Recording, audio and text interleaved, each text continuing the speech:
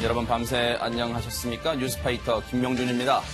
한국을 둘러싼 나라들이 복싱 강국이 될 것 같습니다. 무슨 얘기냐고요?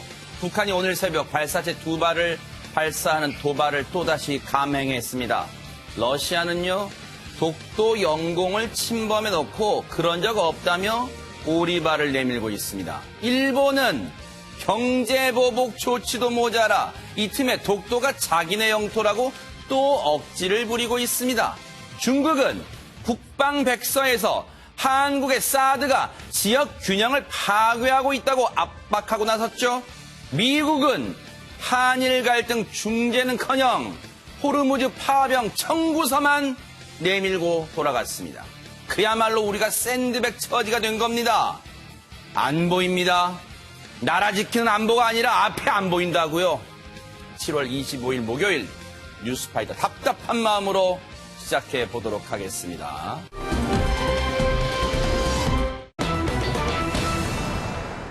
진짜 아는 사람이 무섭다는 게요. 이 사람이 시커먼 속내를 품고 있었습니다. 김기혁 아나운서. 네, 지난 23일 새벽 3시경 일어난 일입니다. 서울 강북구에 한 빌라 반지하층 복도에서 일어난 일인데요. 네. 20대 남성이 술에 취해 쓰러져 있는 그 반지하층 복도에서 쓰러져 있는 여성에게 성폭행을 시도하는 장면이 목격이 된 겁니다. 허허. 때마침 그때 그 위층에 살던 주민들이 이 빌라에 진입을 하면서 네. 밑에 층에서 뭔가 인기척이 느껴지고 불이 켜져 있으니까 허허. 소리가 나니까 내려가 네. 본 거예요. 네. 그런데 이 남성이 술에 취해 쓰러진 여성에게 성폭행을 시도하고 있었던 장면을 보게 됐고 허허. 이 주민들이 이 남성을 그때 제압을 하게 됩니다. 네. 그래서 꼼짝없이 붙잡히게 되었고 112에 신고한 경찰이 이제 또 출동을 해서 네. 이 남성을 붙잡게 됐습니다. 천만다행이에요. 그런데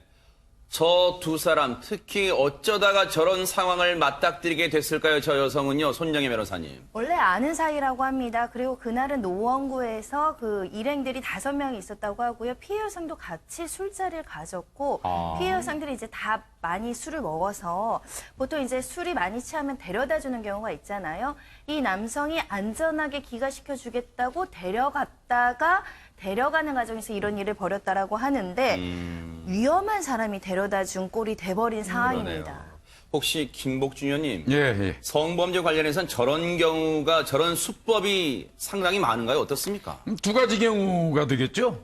평상시에 호시탐탐 어떻게 그 여성을 해볼까 하고 생각하고 있다가 우연한 기회에 술자리가 형성되니까 고의로 여성한테 술을 자꾸 권해가지고 좀 그 주치 상태가 되도록 한 다음에 네. 데려다 주는 척하면서 이제 그렇게 성폭행하려고 맘먹었더니 그런 경우는 이제 계획적인 거라고 봐야 되겠죠. 네. 그거 이외에는 뭐 우연한 기회에 데려다 주다가 여성이 지나치게 이제 흐트러지고 의식을 찾지 못하니까 이제 순간적으로 어떤 이래도 괜찮겠다 하는 건 우발적인 범행 뭐 둘 중에 하나가 되겠죠. 네.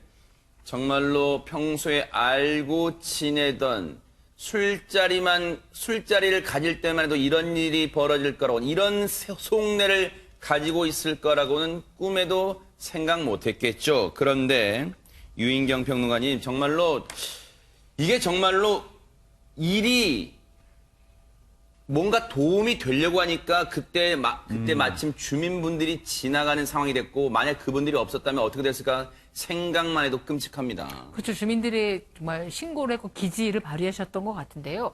경찰이 100만 명으로 늘어난다고 한들 CCTV가 곳곳에 있다고 한들 이런 범행 다 예방할 수가 없습니다. 없는데 주민들이 마침 보고 그다음 관심을 갖고 내려가지고 제압까지 했기 때문에 이제는 주민들이 시민경찰 시대라고 하기도 하고 주민방범대도 운영되고 있지 않습니까? 네. 이런 것들 많이 나와줘야 될 것 같고요. 네. 뭐 꺼진 불도 다시 보자라는 말이 있기도 하지만 네. 주변에 이상한 소리는 다시 한번 확인해보는 이런 그러니까요. 습관을 길들여야 될 것 같고 네. 사건이 일어난 후에라도 옛날에 본 것 같습니다. 이런 것도 신고 정신도 좀 필요할 것 같은데 이 주민분들에게 저는 뭐 전혀 지인도 아니지만 좀 감사의 말씀 드리고 싶습니다. 그러니까요.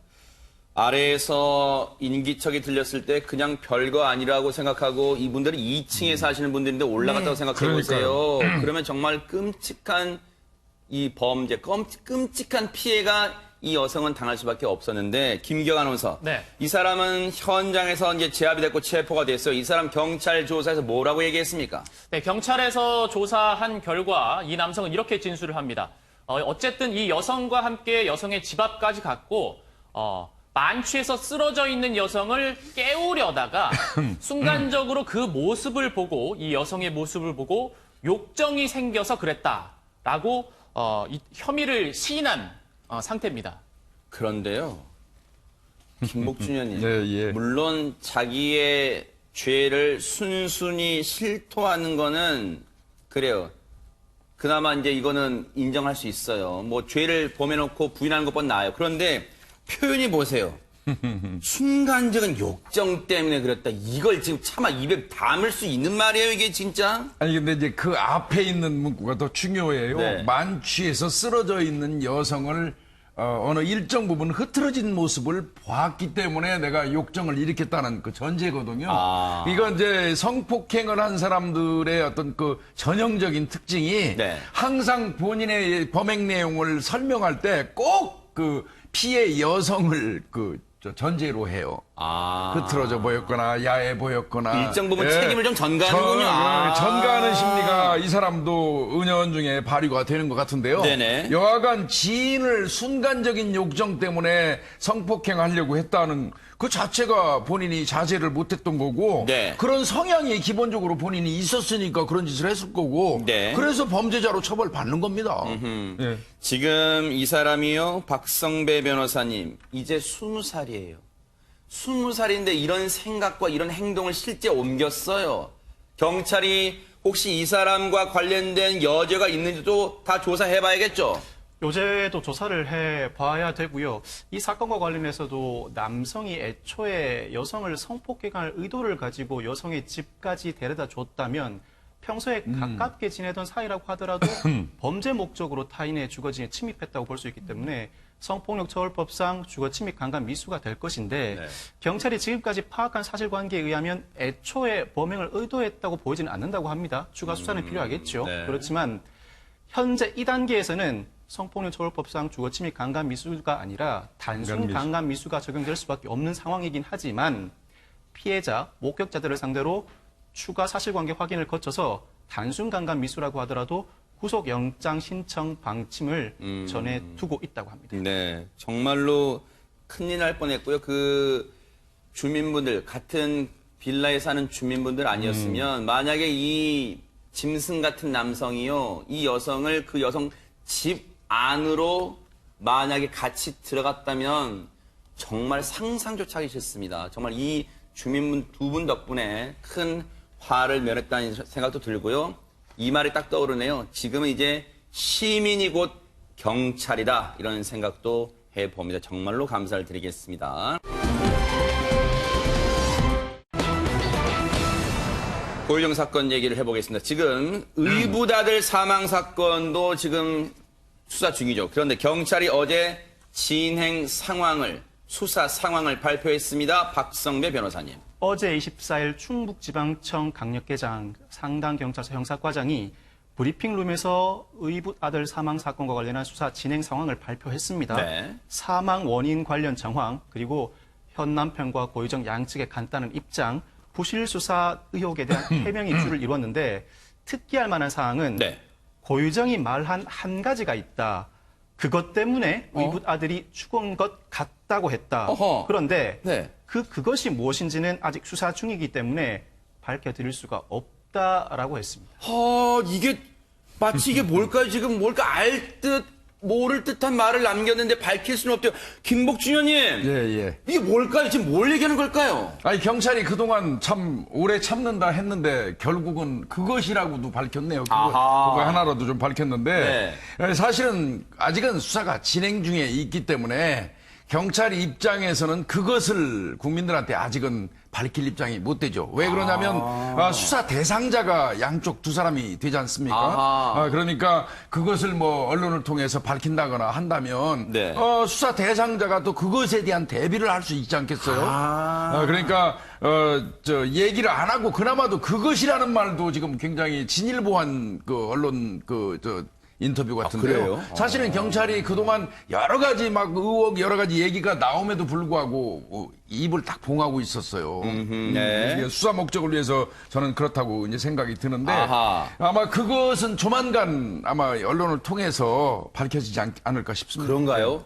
그러니까 더더욱 이제 더 이 관심이 모아지고 이 의붓아들 사망 사건에 대해서도 진짜 뉴스파이터가 붙어볼 수밖에 없는데 김기혁 아나운서. 그런데 어제 경찰이 의붓아들 사망 사건 관련해서 부검 결과에 대해서도 언급을 했죠. 맞습니다. 이제 경찰이 국과수의 부검 결과를 받았다고 그 내용 일부를 밝혔는데요. 네. 이 내용의 일부를 살펴보면 네. 의붓아들이 엎드린 채 전신이 10분 이상 강한 압박에 눌려서 질식사한 것으로 추정된다는 내용이었습니다. 그러니까 특정 부위가 아니고요. 네. 뭐 머리, 가슴, 배 이쪽이 전신에 좀 걸쳐서 10분 이상 강하게 눌렸을 가능성이 크다고 밝혔고 네. 사망 추정 시간은 오전 5시 전후라고 결과를 밝혔습니다. 사망 추정 시작까지 지금 나왔네요. 네. 그전에는 안 나왔었는데 물론 사후 경직이 있었다는 것만 나왔지 어느 정도 시간에 사망이 됐을까란 추정 시간 안 나왔는데 지금 당일 3월 2일 날 새벽 5시 전후로 사망 추정 시각이 된다는 그 내용을 국가수로부터도 이 정밀 부검 결과 받았다는 거예요. 그러면 김복준 의원님 예. 일단 하나씩 짚어볼게요. 전신이 10분 이상 눌려 질식한 것으로 보인다. 그런 네. 소개를 받았다는 거예요. 예. 네. 이게 참 방송에서 이 수사 관련된 얘기를 좀 하기가 좀 불편하긴 한데요. 이 사망하고 난 그 사체를 검시하는 과정은 한 3단계가 있어요. 아하. 첫 번째는 현장에 출동했던 경찰관이 육안으로 검시를 한다고 그래요. 그게 이제 그 경찰관들의 육안 검시. 그리고 의사한테 보내가지고 사망 사실을 확실하게 확인하는 그 의사의 검시가 또 있어요. 그 이후에 이제 그 타살이라든지 이런 의혹이 있으면 국과수에서 부검을 실시한 다음에 3단계로 부검도 뭐 저 1차 부검이 있고 또 정밀 부검이라 해서 2차 부검이 있어요. 이 경우는 제가 보니까 5월 1일 날 1차 부검 결과가 나왔고요. 네. 2차 부검 결과가 아마 5월 17일경에 나온 걸로 알고 있는데요. 네. 5월 17일경에 전신이 약 10분 이상 강하게 짓눌렸을 가능성이 많다는 어떤 그 추정의 검사가 나온 거죠. 결과가. 네. 그런데 여기서 또 짚어볼 게 지금 국가에서 그랬어요. 특정 부위가 아니라 전신이 10분 이상 강하게 눌렸을 가능성이다. 이제 그건 왜 그러냐면 네. 제가 우리 뉴스파이트에서 꼭 사망 원인을 판단을 한다면 비구 폐색이라는 말을 제가 했었어요. 네. 물컹한 베개라든지 물컹한 이불 같은데 코와 입이 막히는 현상. 그래서 사망하는 걸 비구 폐색이라고. 네. 저는 비구 폐색이라는 거는 맞다고 봤거든요. 네. 그런데 그 비구 폐색을 효율적으로 행사하는 경우는 어린아이 같은 경우라면 덩치 큰 사람이 만약에 타살이 나면 올라탄 상태에서 압박을 가하면 흉부가 눌리는 현상이 오면 그 호흡이 더 빨리 멈출 수 있죠. 네. 그래서 아마 이 2차 정밀 부검에서는 그렇게 한 10분 정도 눌린 상태, 그 상태에서 비구폐색 현상이 발생한 게 아닐까. 이렇게 이제 아마 부검 소견을 준 것 같아요. 네. 그래서 어제 브리핑에서는 추가적인 내용까지 부검 결과까지 공개를 했는데 사실요. 그런데 이런 지적도 있었어요. 그동안 손정혜 변호사님. 사실은 경찰이 그동안 이 의붓아들 사망 사건에 대해서 애초에 단순 질식사로 너무 일찌감치 결론 내린 거 아니야? 이런 지적 많았잖아요. 하지만 충북지방경찰청 관계자는 그런 사실이 없다라고 반박을 했습니다. 아하. 1차 그 부검에서는 질식사로 추정된다라고는 했지만 타살 가능성, 뭐 가시치사, 자연사 모든 가능성을 열어두고 수사를 했던 것이지 질식사 추정으로 사건을 마무리했던 것은 아니다라고 이제 밝히고 있는 상황이고요. 네. 하지만 초동 수사에서 부실 수사가 있었다. 단순한 가실치사로 조사를 하려고 했었다.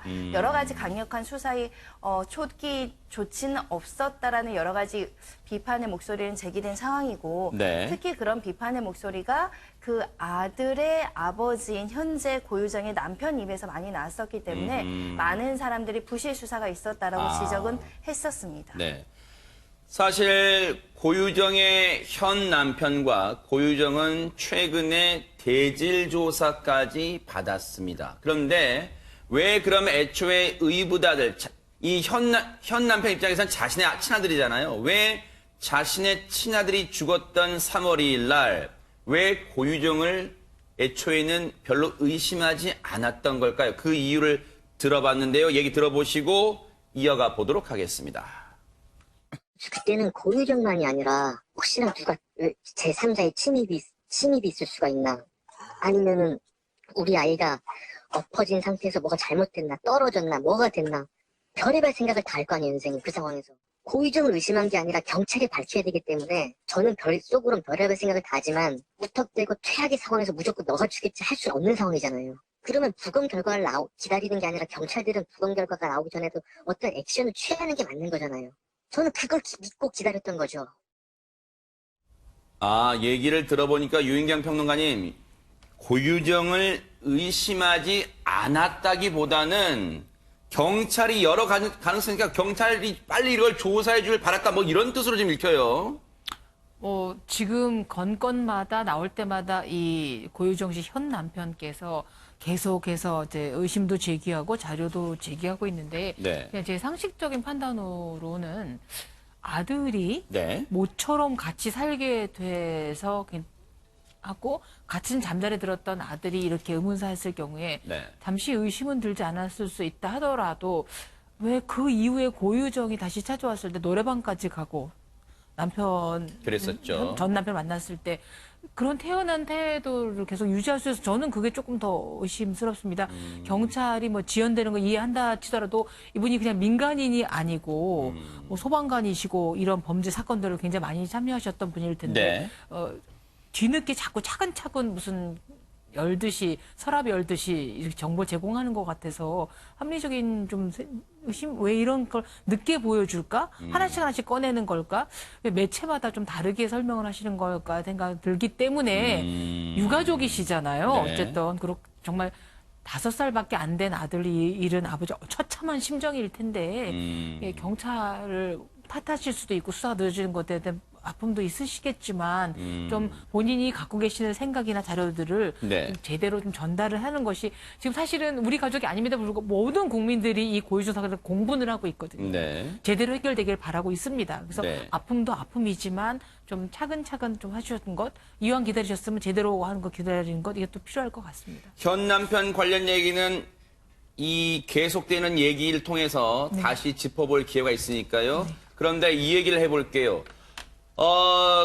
현 남편, 그러니까 의붓아들, 고유정한테는 의붓아들입니다만 사실 지금 고유정의 현 남편한테는 친자식이에요.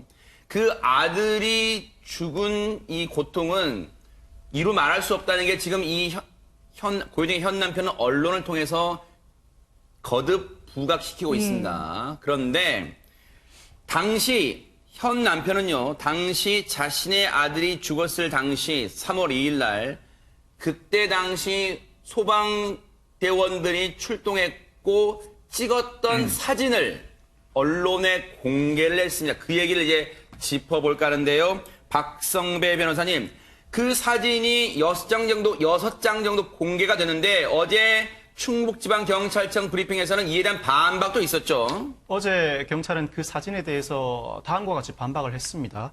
멍이 아니고 울혈점이다. 네. 시반이 형성된 것을 외부에서 보고 멍으로 잘못 판단한 것 같다고 요겁니다. 한번 했는데 차근차근 박성배 변호사 그림 보시면서 한번 보세요. 이걸 말하는 거예요. 뒤에 네. 있는 시퍼런 형상을 두고 외부 압력에 의한 멍이라고 주장을 해왔지만 멍이 아니라 울혈점, 시반이라고 해명을 한 겁니다.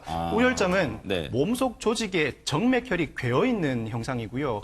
시반은 사람이 사망하면 심장 박동이 멈추기 때문에 혈액이 몸의 아랫부분으로 내려갑니다. 그러면 피부 바깥에서 봤을 때는 자주빛이나 시퍼런 형상으로 보입니다.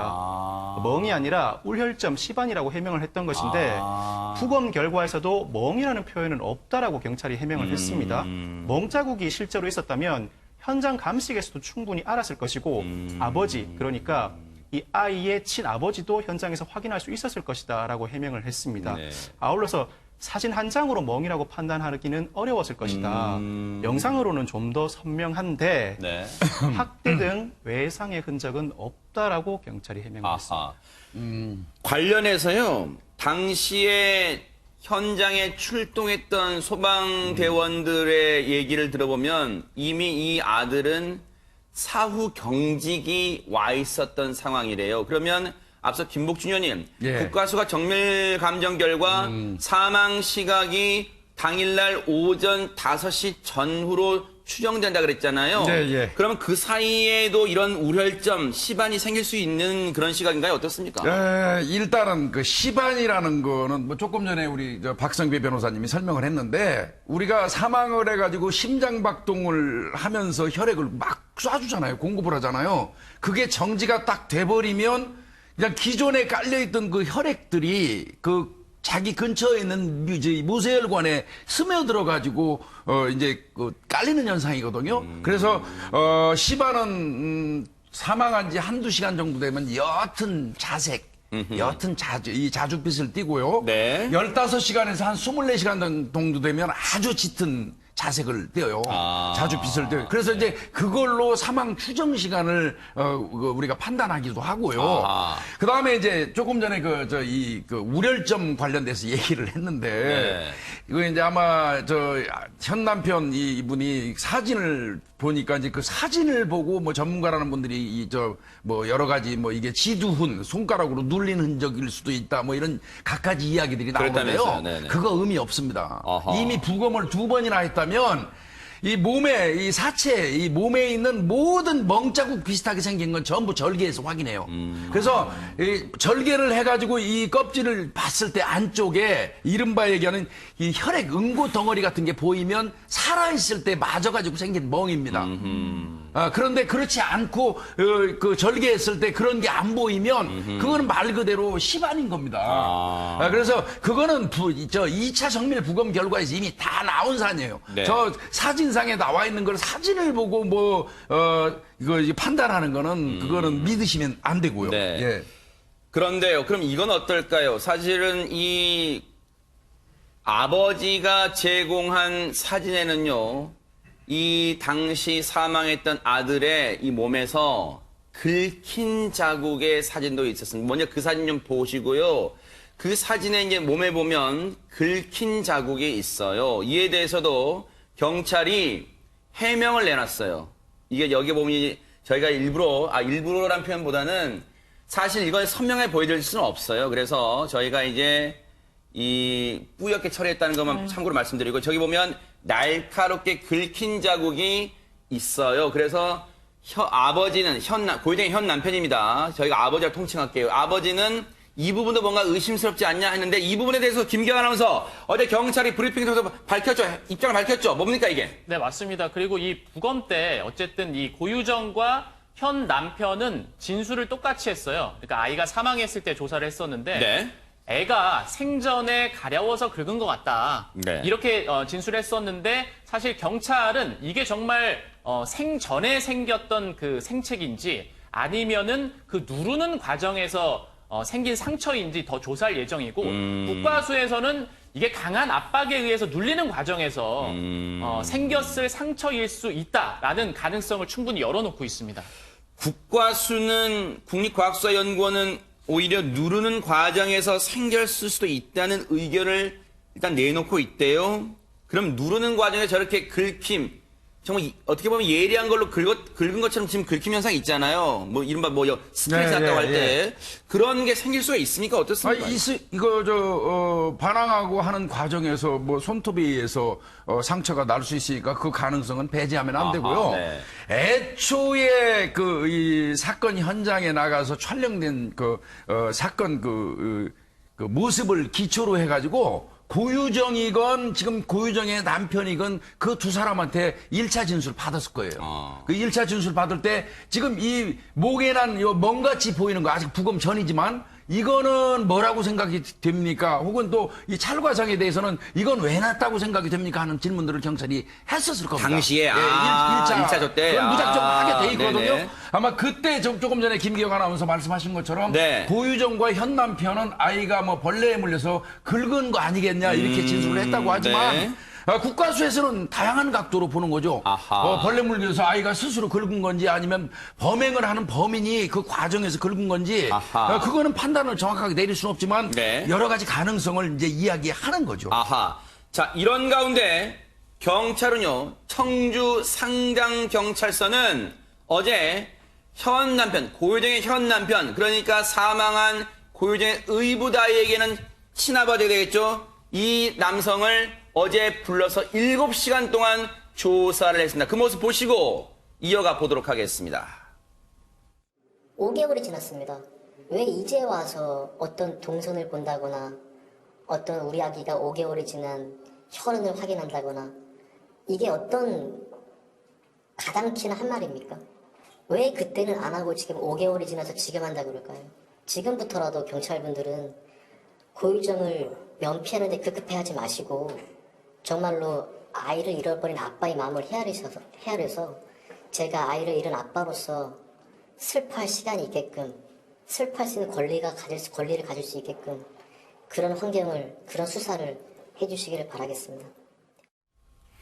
지금 얘기를 들어봐도 물론 다시 말씀드리지만 본인도 얘기했습니다만 아이 잃어버린 아빠의 마음을 저희도 10분 이해하려고 노력은 하고 있습니다. 그건 참고로 말씀드리고요. 그런데 손정희 변호사님, 지금 이 남편의 얘기를 들어보면 경찰에 대한 불신이 상당하다 이게 느껴집니다. 그리고 예전에 그 검찰에 별도로 고소장을 그래서 제출하기도 했었죠. 불신을 갖고 있는 상황으로 보이고요. 지금 이제 경찰은 과실치사라고 주장하지만 나는 고유정이 내 아들을 죽였다라고 확신한다. 이렇게 경찰 조사 전에 밝히기도 했습니다. 네. 현재 이 경찰 수사에 대한 상당한 불만과 불신을 갖고 있는 것으로 보입니다. 그런데요, 어제 이 남편, 고유정의 현 남편을 7시간 동안 조사하면서, 불러 조사할 때 박성배 변호사님, 피의자 신분으로 불러 조사했어요. 그렇죠. 경찰이 어제 오후 4시부터 11시까지 총 7시간 동안 고유정의 현 남편을 의붓 아들 사망 사건의 피의자 신분으로 조사를 진행했습니다. 네. 결국 고유정의 현 남편이 타살은 아니라고 하더라도 아들 사망의 일부 원인을 제공했을 수 있다는 가능성을 열어두고 있다는 것이죠. 조사 내용을 현재 밝힐 수는 없지만 오늘 진술 결과를 토대로 현 남편 추가 소환 여부도 결정할 것이라고 그래요? 밝히고 있는데 어제 피의자 신문을 위해 경찰서에 출석한 고유정의 현 남편은 고유정이 내 아들을 죽였다고 확신하고 있다라고까지 주장을 했습니다. 네. 한편 경찰은 어제 브리핑 과정에서 네. 고유정과 현재 남편 모두 네. 자신들에게 유리한 주장만 내놓고 있다라고 브리핑을 하기도 했습니다. 아하. 이 말도 뭔가 의미심장하네요. 그런데 김복준 의원님, 예, 예. 사실 피의자라고 한다는 건 지금 뭔가 수사 대상에서 제외할 수 없는 이유가 있다는 거잖아요. 지금 현 남편도. 그러니까 경찰이 지금 보고 있는 거는 과실치사로 한다고 하더라도 피의자로 입건해야 돼요. 아. 과실치사도 범죄니까요. 또 타살이라면 더더군다나 피의자예요. 그러면 과실치사 내지는 타살로 보고 있다는 뜻이기도 해요. 아. 신분에 피의자라는 이름을 피의자라는 붙였다는 것은, 뜻은. 네. 그러니까 이제 그 부분을 좀 봐야 되는데 네. 구태여 제가 조금 정리를 한다면 네. 경찰이 보는 시각을 제 경험에 비추어서 이렇게 본다고 그러면 경찰이 어느 쪽에 좀 더 무게를 두고 있는가 하는 느낌은 내가 좀 판단할 수 있거든요. 만약에 지금 현재까지 나온 그 수사 결과에서 아이를 부검해서 아이의 그 인체에서 이른바 얘기하는 졸피뎀 성분이 나왔다면 볼 것 없이 고유정으로 아마 경찰이 무게가 옮겨갔을 거예요. 혹은 현재 현 남편의 이제 검사를 했지 않습니까? 졸피뎀 성분 관련돼서 그게 또 안 나왔어요. 그렇다면 이제 고유정 쪽으로 확 옮겨갈 만한 게 지금 일단 배제됐어요. 네. 그런데 지금 중요한 아까 2차 부검 결과 10분간 아이를 뒷부분에서 압박해가지고 사망했을 개연성이 있다. 네. 그러면 그 당시 정황을 좀 봐야 돼요. 고유정이는 자기 방에서 따로 잤어요. 남편과 아이가 따로 잤어요. 네. 그러면 남편과 아이가 자고 있을 때 만약에 고유정이라면 범인이 고유정이가 나와가지고 남편이 잠자고 있는 데서 아이를 10분간 눌러서 살해할 수 있을까요? 그거는 현실적으로 좀 부담이 가겠죠? 그렇다면 경찰이 어느 쪽에 지금 무게를 두고 수사하고 있는 이런 우리가 유추할 수 있지 않겠습니까? 네. 물론 진실은 지금 단언할 수는 없습니다. 하지만 어쨌든 유인경 평론가님, 그렇기 때문에 청주 상당경찰서의 지금 수사에 국민적 시선, 관심이 쏠릴 수밖에 없습니다. 왜냐하면 이 사건이 제대로 밝혀졌다면 고유정이 제주도로 가서 전 남편을 죽이기가 몹시 힘들었겠죠. 이것이 미진하게 돼 있었기 때문에 뭐 가서 그런 아주 그러니까 상상을 초월할 만한 살인수법으로 했기 때문에 그런데요.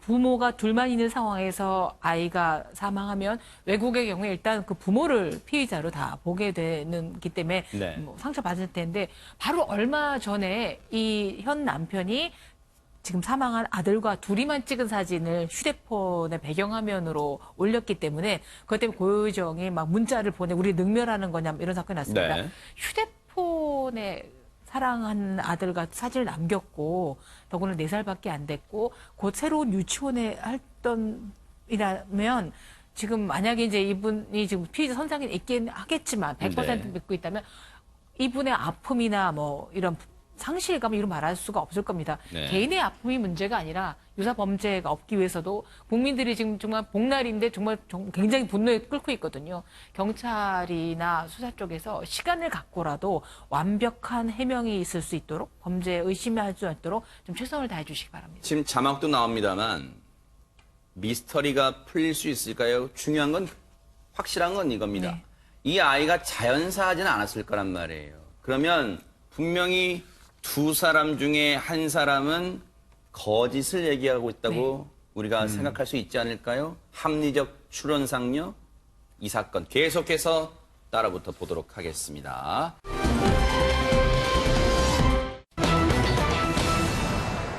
정말로 인터넷을 정말 후끈 달아오르게 만든 놀라운 일이 있었습니다. 그 얘기를 해볼까 합니다. 김기혁 아나운서.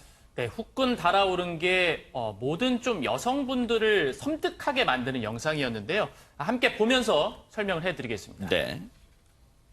네, 한 다세대 주택 건물에 검은 그림자가 드리워지고 한 남성이 나타났는데 네. 이 남자의 얼굴이 약간 이상한데 삐에로 가면을 쓰고 있습니다. 네. 네, 이리저리 살피더니 한 출입문 앞에 가서 멈춰 서는데요. 그 바닥에 있던 물건을 갑자기 네. 집어듭니다. 이게 본인의 집인가 싶었는데 귀를 기울이면서 누군가 있나 확인을 하고 네. 물건을 또 살펴보더니 도어락을 열어서 그 키패드에 번호를 눌러봅니다. 아이고. 그런데 안 열리죠. 이 남성은 문을 열려고 시도하다가 유유히 빠져나갑니다. 뭐 인기척이 났는지 모르지만 한번 힐끔 보고 가네요. 네. 그리고 네. 이 센서 등이 꺼진 상태에서 네. 아까 그 집 앞에 물건이 놓여있던 그 출입문이 슬쩍 열리더니 닫힙니다. 누가 이렇게 내다 봤나 봐요. 뭐 인기척이 있으니까 밖에서. 밖에서 번호를 눌러보고 뭐 이렇게 했으니까 슬쩍 아. 열어본 것 같아요. 네. 예. 그런데 누굴까? 근데 저것도 상당히 위험한 행동이에요. 왜냐면 열지 말고 그 안에 있는 걸로 봤어야 되는데 문을 열었어요. 근데 어쨌든 아무도 없으니까 문을 다시 닫았나 본데. 근데 김복준 의원님. 예. 아유, 오싹하네요. 진짜 영상만 봐도. 그러니까 저거를 그냥 우리가 저 영상으로만 이렇게 보면 뭐 사실은 영문을 좀 모를 것 같은데 제목이 붙었어요. 유튜브에. 아, 그래요? 뭐라고 붙었냐면 네. 신림동 소름 돋는 사이코패스 도둑 CCTV 실제 상황 이렇게 이름을 붙여가지고 저걸 다시 쳐다보면 굉장히 무서워지죠. 무섭네요, 이제 진짜. 이거는 네. 이게 7월 23일 날 이제 이거 신림동 택배 도둑이라는 저 제목하에 1분 30초짜리가 그 동영상에 올라온 거거든요. 그래요? 네. 그러니까 저걸 보면서 사람들이 저건 실제 상황이구나. 세상에. 저거 진짜 굉장히 불안하잖아요. 네. 남의 그 집 앞에 가서 벨도 눌러보고 아유, 세상에. 귀도 대보고 뭔가 침입을 시도하다가 그마저 잘 여의치 않으니까 그 집 앞에 있는 택배를 훔쳐가지고 도주하는 그리고 가면 쓰고 있고 네. 그래서 이제 난리가 났었던 거예요. 예. 실제로 조금 전에 그 CG 정리된 걸 보면요. 오늘 오전 뉴스파이터 방송 직전까지 저희가 한번 따져봤더니요.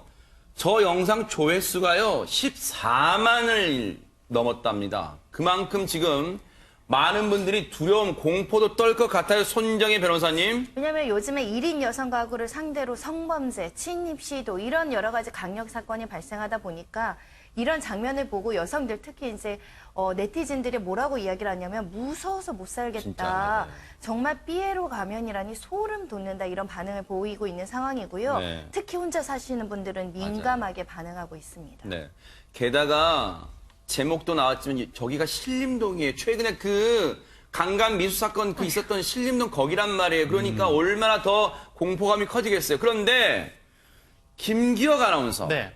이건 저만의 생각일까요? 근데 영상이 어딘가 조금 어색한 면은 있어요. 네, 부자연스러운 면이 있다고 그 영상을 본 네티즌들도 의혹을 제기했는데요. 아하. 영상을 보시면은 그 CCTV의 각도가 보통은 CCTV가 이제 천장에 바짝 붙어 있는데 약간은 내려와 있는 상황이거든요. 아, 그러네요. 이제 보니까. 네. 여기서 아. 보면 비상구 계단보다도 약간 카메라 각도가 아래에 있는 듯한 오, 저는 느낌이 거기까지 몰랐어요. 네네. 듭니다. 아. 예. 그리고 이 화질도 보통의 엄청 CCTV의 선명하네. 화질은 조금 떨어지게 마련인데 좀 선명하게 나왔거든요. 네네. 예, 유튜브에 올라간 영상도 선명하게 나왔고요. 네. 그리고 뭐 이제 날짜나 시각 뭐 이렇게 녹화되는 그 숫자들이 이제 나오는데 여기는 좀 나타나지 않았었고 네. 그리고 이 삐에로 가면을 쓴 남성의 행동도 뭔가 조금 부자연스럽다라는 어허. 지적에 의해서 네. 일부 네티즌들이 이제 의혹을 좀 제기했었죠. 근데 또 어색하다고 보기엔 또 그런 게 마지막에 조금 전에 나왔지만 마지막에 또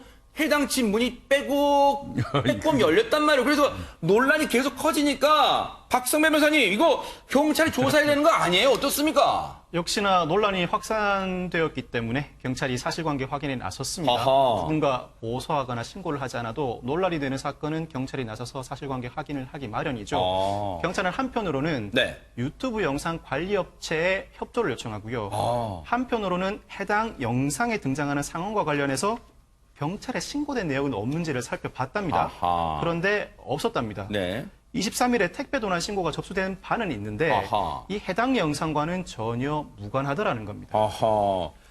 경찰도 지금 박성배 변호사님 말씀처럼 이 사실 관계 확인에 나섰대요. 그 경찰 얘기 들어보시고 이어가 보도록 하겠습니다. 신고 접수된 바 없습니다. 그 내용으로. 아니, 저희가 유튜브 구글 코리아 쪽이랑 이렇게 해서 그 영상을 올린 사람을 한번 찾아보려고 하고 있습니다. 지금. 뭔가 뭐 알고 있으니까 뭐 그런 거 올렸을 거 아닙니까? 이거 진짜 김복준이 미치고 예. 팔짝 뛸 노릇이에요. 이거 어떻게 해야 되는 거? 그럼 그냥 저 상황으로 공포에 떨고 그냥 지내야 되는 거예요, 우리가? 아니죠. 이거는 당연히 경찰이 수사에 착수를 하는 게 맞고요. 네. 실제로 수사에 착수를 했습니다. 아하. 서울 관악경찰서 관할이니까요. 네. 23일 날 발생했잖아요. 네. 25일 날 오전 00시 15분에 그럼 오늘 예. 네, 오늘 새벽 어, 네. 0시 15분 네. 게시자 아하. 동영상을 게시한 34살 먹은 이 남성을 검거해서 조사하고 있습니다. 동영상을 게시한 사람을 검거해서 0시 15분 오늘입니다. 오늘 0시 15분에 조사를 했대요. 예. 그런데 이 사람이 대체 어떤 사람인가 그럼 나왔을 거 아닙니까? 김복준 나왔습니다. 의원님. 이 네. 사람은 본인이 운영하는 택배 대리 수령회사 광고를 위해서 저 피에르 가면을 쓰고 해당 상황 그 영상을 연출을 해가지고 유튜브에 게시했다고 얘기를 했고요. 세상에. 지금 이게 거기 그 거주자 중에 한 명이었던 겁니다. 세상에 그 건물의 거주자 중에 한 네. 명이었어요. 아니 이게요.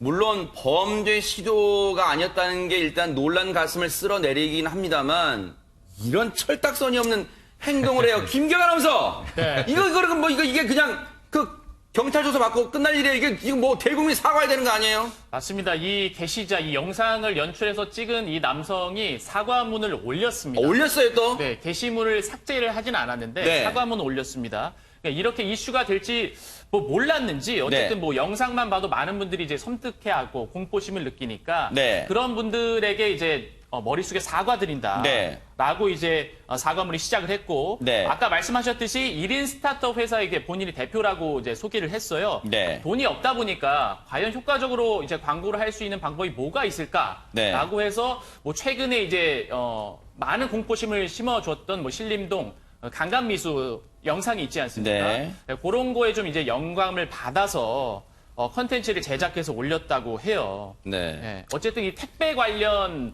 영상이기 때문에 보시면은 집 앞에 이제 택배로 보이는 물건도 놓여 네. 있었고 그 안에 사는 것처럼 한 사람이 문도 슬쩍 열어보거든요. 네. 어쨌든 광고를 위한 거였다.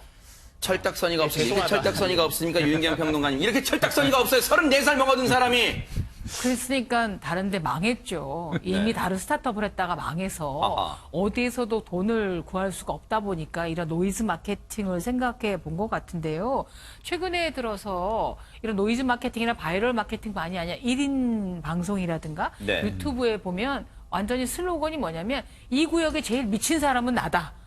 얼마나 독특한가, 얼마나 괴기스러운가, 얼마나 이상한가를 중심으로 그쪽 화제가 되기 때문에 술 마시고 음주 운전하는 모습을 생방송을 한다라든가 아니면 모여가지고서는 뭐 욕설을 퍼붓는 걸 한다라든가 이런 극단적으로 하는 것들이 굉장히 유행하고 있는데 네. 그 흉내를 냈던 것 같습니다. 네. 그러니까 스타트업 의도는 좋았어요. 워낙 이런 택배나 이런 것 때문에 고민하는 여성들, 더구나 이렇게 남자 이름으로 굉장히 폭력적인 무서워 보이는 남자 이름으로 수령인을 할 수밖에 없는 사람들을 생각해서 제3의 장소에서 뭐 돈을 좀 받고 해주시면 1,000원 정도 마트라든가 해주시면 더 좋지 않을까. 선의에서 시작된 거라 하더라도 남들에게 공포가 계속 이어지어서는 안 될 것 같고요. 네. 그래서 청년 실업도 많고 그러는데 좋은 생각을 하시고 좋은 방법을 홍보를 하시는 분들 네, 좀 생각해 그렇죠. 보시기 바랍니다. 이 사람이 한 얘기가 참 가고 아닙니다. 들어보세요. 네.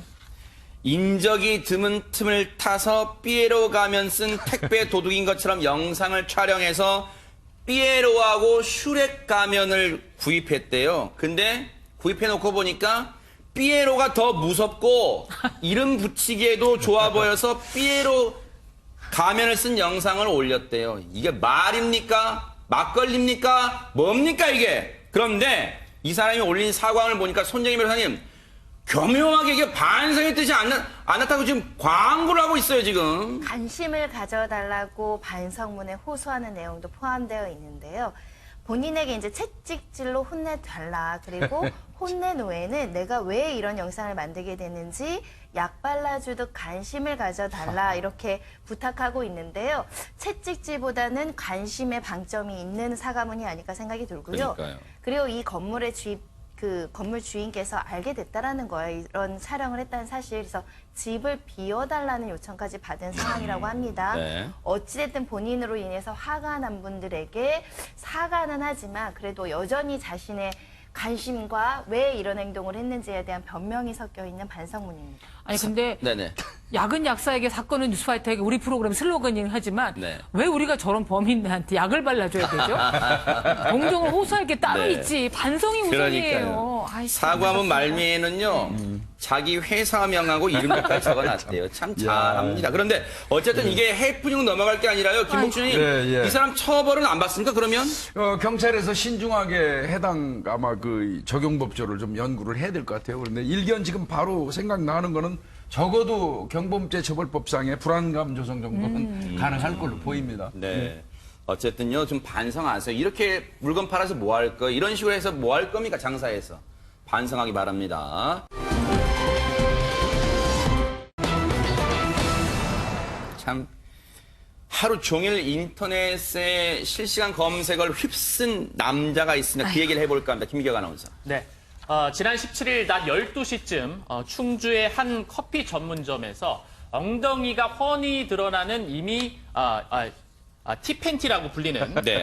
이 옷을 입고 나타나서 커피를 주문하고 종적을 갖춘 남자가 있었죠. 네. 사진에서 보시는 거와 마찬가지인데요. 네. 그런데 이와 더불어서 추가적인 사실이 밝혀졌습니다. 네. 해당 충주에서는 17일이었는데 그 이후에 한 번 더 다른 지역에서 나타나게 됩니다. 세상에, 어디인데요, 거기가? 원주의 또 다른 커피 전문점에서 강원도 원주? 예 맞습니다. 아. 똑같은 이제 같은 커피점은 아니더라도 다른 어떤 그 커피 전문점에서 똑같은 행동을 했다고 해요. 네. 그러니까 경찰이 그 카드 사용 내역 등을 통해서 신원을 특정한 후에 네. 이 남자를 이제 추적을 했고 네. 커피 업주는 이제 업무 방해로 이 남성을 고발한 상태입니다. 네. 원주 경찰서에서도 지금 이 사람을 조사를 하고 있어요. 두 군데서 하고 있는 거예요. 그러니까. 그런데 김복준 의원님. 예. 저 상황을 보면 진짜 뭐 민망하다 못해 지금 화도 나요. 어떻게 보면 저런 차를 막 어떻게 돌아다닐 생각을 해요. 그런데 예. 저 차림새에 무슨 반전이 있다는데 대체 뭐가 반전이라는 거예요? 우리가 지금까지 알고 있었던 거는 충주하고 원주지 않습니까? 네. 이게 원주경찰서에서 이 사람을 찾은 것 같습니다. 아하. 찾아가지고 확인을 한 결과 네. 우리가 그동안 알고 있었던 거는 마치 티팬티 같은 옷을 입고 거의 하이 실종 상태여서 네. 그러고 댕긴 걸로 봤던 거 아닙니까? 네. 근데, 그 반전이 나옵니다. 그게 아닙니다. 아, 이 사람이 그래요? 입고 있던 거는요. 살색 스타킹을 신고 그 위에 가죽 재질의 초미니 핫팬츠를 입은 겁니다. 그러니까 이른바 여성들이 그 바디 프로필 사진을 찍을 때 착용하는 그런 형태의 옷이라고 합니다. 그러니까 안 입었던 거는 아니죠. 예, 안 입었던 거는 아닌 건데 우리는 이제 그 좀 오해를 했던 겁니다. 가죽 재질의 짧은 바지라는 거, 뭐 핫팬츠라 부르는 그런 거라는 거예요. 여성분들이 무슨 프로필 사진 찍을 때 자신의 그 뭐 몸매나 그런 모델들이 입는 그 핫팬츠라는 거예요. 근데 대부분의 시청자분들이나 국민분들 볼 때는 저게 영락없는 무슨 속옷 같다는 거잖아요. 그런데 이 남성을 조사한, 그렇다면 대체 무슨 얘기를 하는지 남성을 조사한 해당 남성요, 경찰의 얘기를 들어보시고 이어가 보도록 하겠습니다. 어제 우리 가게에 왔던 남자가 그 충주 기사에 난 사람인 것 같다, 동일 인물인 것 같다라고 다음날 신고가 들어온 거예요, 저희는. 티팬티가 아니고 핫팬츠예요. 바지, 가죽 바지. 그 바지 저한테 있어요.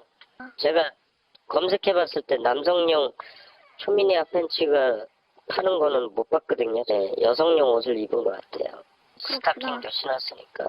그냥 그 여자 반바지 짧은 거 입었다는 거 말고 뭐 별다른 음란한 성행위 묘사행위나 뭐라도 한 행위가 있었는지 지금 추가 조사를 하고 있는데 CCTV하고 뭐 그런 데서 아직까지는 뭐 그런 행동이 아직 나오지는 않고 있어요. 관련자들 얘기 들어봐도 그냥 단순하게 커피 음료만 주문해서 사가지고 갔다라고 얘기하고 있어서.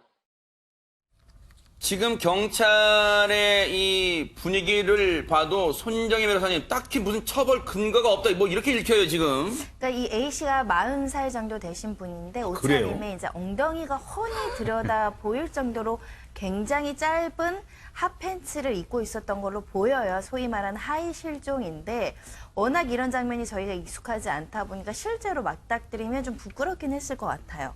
그래서 경찰이 처음에는 경범죄 처벌법상 과다 노출 행위로 이제 수사를 해서 입건을 했었는데 가만히 보니까 그래도 가죽 재질의 어떤 옷은 입고 있었다는 거죠. 그런 면에서는 이게 과다 노출로 처벌까지 갈지는 조금 더 수사를 해봐야 되는 상황이고요. 특히 어떤 음란한 행위를 했다거나 성적 목적으로 이런 행동을 했다라고 한다면 조금 더 문제될 수 있는데 현재까지는 손님들하고 접촉을 하거나 이상한 행동은 발견되지 않고 있다라고 합니다. 그래서 CCTV를 추가적으로 분석하긴 하겠지만 처벌 여하는 굉장히 좀 불명확하다라고 볼 수 있습니다. 아니 그러면 박성배 변호사님, 지금 당장 오늘 방송 끝나고 제가 이렇게 입고 다녀도 처벌 안 받는다는 얘기잖아요. 그러면.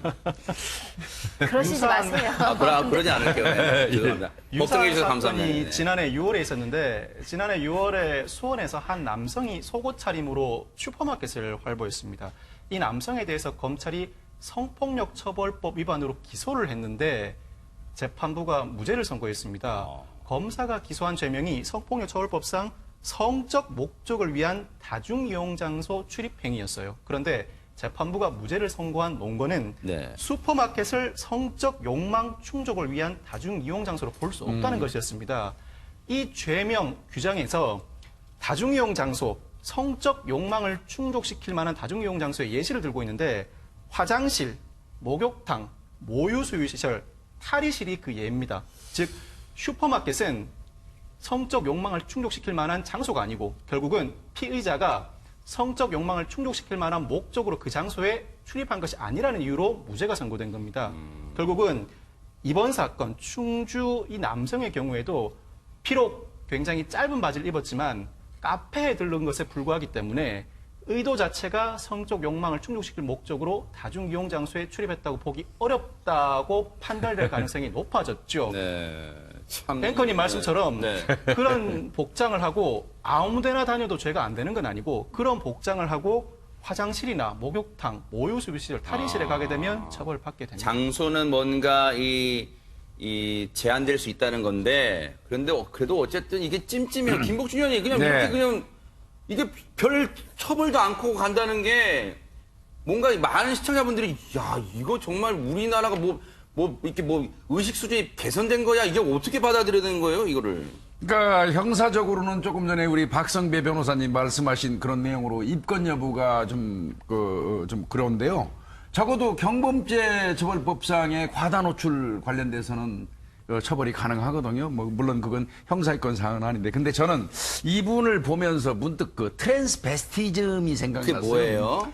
이른바 얘기하는 이성 복장 착용증이라고 하는데요. 제가 일선에 있을 때도 그런 사건을 취급해 본 적이 있는데, 이 남성분이 퇴근하고 나면 집에 가가지고 여성 복장을 하고 길거리를 활보하는 그런 분이 있었어요. 그래서 그분 이제 검거라고 그러면 좀 그렇고요. 모셔다가 왜 이렇게 여성 복장하고 길거리 돌아다니십니까? 하고 물어봤더니 본인은 그렇게 여성 복장, 이성 복장을 하고 밖에 돌아다닐 때 다른 사람들이 쳐다봐주는 시선이 그렇게 좋았다. 네. 이런 얘기를 한 적도 있는데 그 트랜스베스티즘의 한 유형이 아닌가 싶습니다. 그런데 이 와중에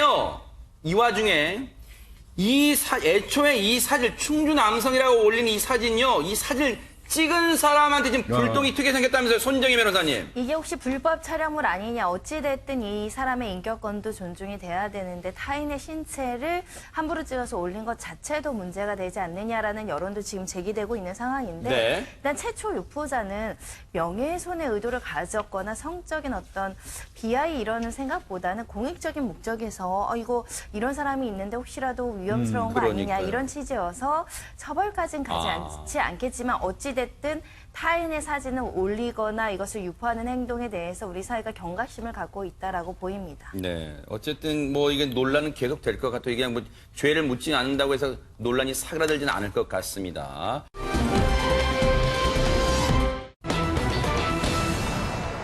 참 이 부부지간에 신경 쓸 게 이렇게 많나요? 그 얘기를 해볼까 합니다. 손정혜 변호사님.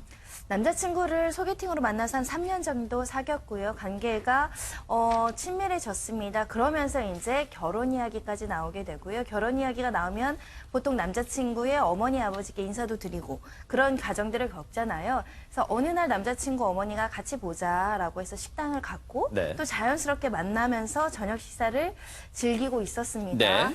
그런데 그때 남자친구 어머니의 말 한마디에 이 여자친구 얼굴이 굉장히 굳어졌습니다. 왜요?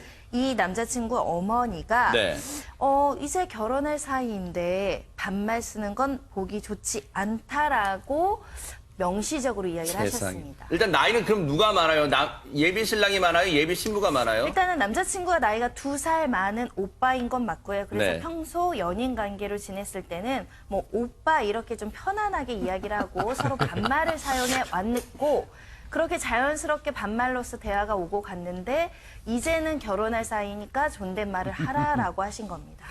그 말을 듣고 참 밥이 목구멍으로 안 넘어갔을 것 같긴 한데 유인경 평론가님 이런 것까지 간섭을 해야 됩니까? 예비 시어머니가? 그때 이렇게 시어머니들은 갑자기 아들을 결혼시킬 맞아요. 무렵이 되면 본인들이 갑자기 격조 있고 품위 있는 집안이 만들어지고 싶은 욕망이 있는 것 같습니다. 그런 로망을 예비 며느리에게 강요하는 건 같고요. 저라면 존댓말을 써라 결혼 이게 문제가 아니라 호칭부터 바꾸라 그러겠어요. 오빠가 뭐니? 왜 내 아들이 너는 그럼 내 딸이니? 그래서 호칭이 요즘 그런 애들이 쓰는 게 조금 그렇더라. 이런 정도 모르겠지만 네. 댓글을 보니까 네. 19세기 분들이 단체로 21세기로 관광 오신 듯. 네. 또 이 세대 차이들이 너무 나는 데서 온 건 것 같고요. 이제는 며느리라고 해서 이래라 저래라 강요할 수 있는 시대가 아니기 때문에 이 시어머니도 예비 교육을 좀 하셔야 될 것 같습니다. 네. 만약에 김기혁 아나운서가 결혼 앞두고 여자친구랑 이제 만났어요. 부모님 앞에서. 근데 김기혁 아나운서 어머니가 얘야 이제 결혼할 건데 이제 너 그 남편 될 사람한테 저기 오빠가 봐요. 저기 뭐야 존댓말 좀 써라. 자 김기혁 아나운서 한번 뭐라고 할까요? 네, 또 마침 저희 어머니와 아버지가 2살 차이시거든요. 그러면 이제 어머니한테 제가 이렇게 얘기하죠. 어머니, 엄마도 아빠한테 존댓말 안 쓰잖아요. 자기야 괜찮아. 우리 엄마는 아빠한테 소리도 지른다. 이거 빨래 누가 여기다 놨어? 어? 그러잖아요. 그러니까 제가 우리 엄마처럼만 하면 돼, 자기야. 이렇게 그렇군요. 지금 점수 팍팍 올라갑니다. 지금 보니까 점수 팍팍 올라가는 게 보입니다, 지금. 그러면 이 남자친구도 손정혜 변호사님 김기혁 아나운서는 행동했습니까? 김기혁 아나운서를 만나고 조언을 듣고 갔어야 되는 거였어요. 일단은 아무리 기분이 나빴어도 그렇게 얼굴 표정이 바뀌면 앞으로 사회생활을 어떻게 하려고 그래? 일단 타박이 들어갔고요. 그럼에도 엄마가 말실수한 것은 대신 사과하겠다, 마음 풀라 이렇게 하긴 했지만 여자친구 입장에 원하는 답은 아니었을 것 같습니다. 아니 이거하고 또 사회생활은 또 뭔 관계래요, 김복진님 또. 이게 순서가 틀렸네요. 먼저 사과부터 해야죠. 엄마가 그쵸. 말 실수한 거, 네. 당신 기분 나쁘지? 그리고 사과를 먼저 하고 마음 풀어 한 다음에 근데 말이야. 당신 얼굴에 화난 표정이 너무 역력해서 나도 한편 당황스럽더라. 좀 누가 봐도 티나더라. 기분 나쁜 게. 이렇게 그냥 넘어갔으면 될 텐데. 그러네요, 진짜. 뜬금없이 무슨 표정 관리를 못해서 어떻게 사회생활 할 거냐고 얘기를 하면 이거는 여자친구 결혼할 사람 더 화를 돋구는 거죠. 아니 그러면 손정혜 변호사님 이 여성은 해당 여성분은 대체 고민의 마무리는 뭘까요? 어떤 질문으로 고민을 마무리한 거예요? 나이 차이가 많이 나는 것도 아니고 서로 편하게 간말을 주고 받았는데 이게 뭐가 문제일까요? 라고 이제 질문을 올리기도 했고요. 네. 주변에 남자친구한테 존댓말하는 커플 거의 없을 뿐만 아니라 그리고 서로 하는 거지 한 사람만 존댓말을 강요당하는 건 이상하다. 네. 그리고 대래 제 잘못을 지적하는 남자친구 조금 불쾌하다 이런 기분에 대해서 호소하고 있습니다. 그래도 불쾌하지만 어쨌든 결혼을 앞두고 있는 사이니까 손정혜 변호사님 그냥 꾹 참고 이 여성은 가는 거죠? 어떻습니까? 그런데 이런 뜬금없는 요구 그리고 남자친구의 반응 그럼 앞으로 고부 갈등 그리고 이런 어떤 시대가의 문제가 있었을 때 남자친구가 적절하게 중재를 할 것인가에 대한 자신감을 좀 잃었던 것 같아요. 왜냐하면 결국은 이별을 결심했다고 대박! 하고요. 뭐야? 부부 사이에 서로를 존중하는 의미에서 존댓말을 하시라고 한 것도 아니고 나만 강요한다라는 부분에 있어서는 혹시라도 나중에 어떤 문제의 상황이 악화될 것을 우려했던 거 아닐까 싶고요. 네. 존댓말 해줄 띠동갑벌 여자를 찾으라고 했다라고 합니다. 근데 네. 이 예비 시어머니였죠? 이 남자친구도 굉장히 착각하고 있는 게 뭐냐면 존댓말을 누가 쓰라고 해서 나오는 게 아니에요. 진심을 존중해야 나오는 거고요. 또 많은 부부들이 요새 저만 해도 남편에게 존댓말을 쓸 때는 기분 좋아서 쓰는 게 아니고요. 비난하고 싶거나 욕하고 싶을 때 앉아보세요. 이 말이 제일 무섭겠다. 제일 무섭다고 하거든요. 엄청 무서운 소리예요. 예. 그래서 그런 것들에 대해서는 좀 관심 안 하고 네. 마음의 존중을 해라. 서로 존중하라라고 말씀하셨어야죠. 이 결말이 좀 아름다웠으면 좋겠는데 이렇게 끝나서 좀 저희들 마음 씁쓸합니다.